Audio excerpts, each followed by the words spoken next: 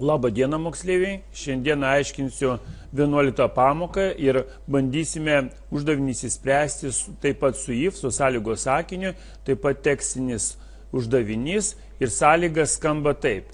Petras turi P eurų ir nori pirkti 3 prekes, kurių kiekvienos kaina žinoma. Parašykite programą, kuri nustatytų, ar Petrui užteks turimų pinigų pirkiniams ir kiek pinigų liks po pirkimo arba jų trūks. Tai va, užtenka mums, kadangi su skaičiais mes suvokėm, kad tai pirkiniai taip nuo skaičiai bus, tai mums užtenka bibliotekų jos 3 ir aprašome kintamuosius. Kintamieji bus sveiko tipo, int, todėl mums reikalinga P eurų, nurodyta sąlygoje, tai mes P panaudojame, aišku, bet kokią galim panaudoti, bet sakykime, P panaudojame.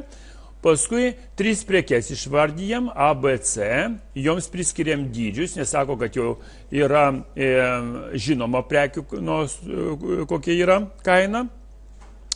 Toliau mes turime turėti kintamąjį, kuris rezultatą išvestų sudėjus ir turėtume kintamąjį, kuris rezultatą dar parodytų atimant Petro pinigus su suskaičiuotais pinigais, kiek išleido, ne? Va, tai va šitos skaičiavimus, vat matote, mes padarėme. Toliau sąlygos sakinys yra vienas, kuris lygina Petro nuo pirminius, kurios turėjo pinigus Petras pradžioje, nuo pinigus daugiau, ar jam liko, ar liko tiek pat, kiek jis išleido, tiksliau neliko nieko, tai yra lygu. Ir tada pranešimas nuo langė turėtų būti, Petrui užteks pinigų įsigyti pirkiniams ir liks, jeigu ten atimsime iš Petro turėtų pinigų ir išleistų pinigų, gaunasi likutis, ir tas likutis bus parodomas, gali 0 būti ir taip toliau.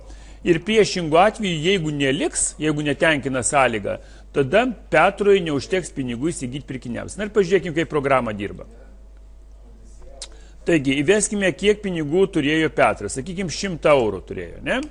Dabar pranešimas iš karto, Petrui užteks pinigų įsigyti pirkiniams ir liks 40 eurų, nes buvo 10, 20, 30, tai yra 60 ir atimti 100 bus lygų 40. Dabar padarykime taip, kad neužtektų. Tai vėl parašome, kad, pavyzdžiui, 59, kadangi žinom, kad 60 yra, ne?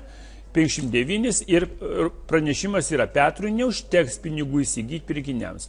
O pažiūrėkime lygų, kaip būtų, pavyzdžiui, 60 įvedus, kas darytųsi. 60 įvedame ir Petrui užteks pinigų įsigyti pirkiniams ir liks 0 eurų. Taigi gerai programa dirba.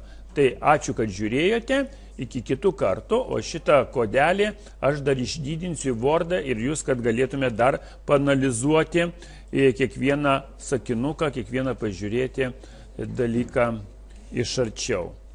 Tai aš čia va pasidydinsiu mastelį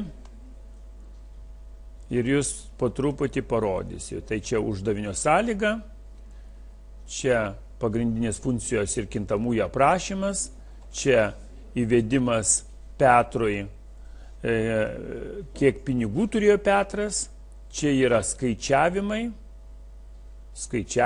čia yra padarimas atimti, kiek Petras pinigų turėjo iš sumos, kuri jau buvo išleista, ir palyginimas, ar Petro pinigai daugiau ir lygu su išleistais pinigais, ar ne.